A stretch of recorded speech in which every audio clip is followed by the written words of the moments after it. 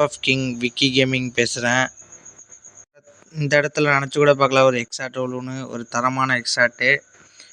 என் friend ஒருத்தர் கூப்பிட்டுருந்தார், பென்டனுங்கிறவர். ஒன்று இது ஒரு நல்ல மேட்ச்னே சொல்லலாம்.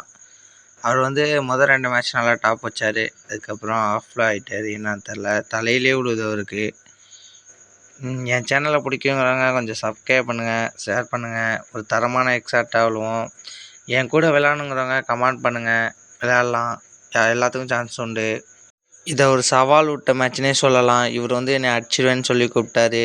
இவர் ஒரு பென்டன் பிளேயர் தான். அவர் கூப்பிட்டு என்னை இப்படி விளையாடுவார்னு நினச்சி கூட பார்க்கல.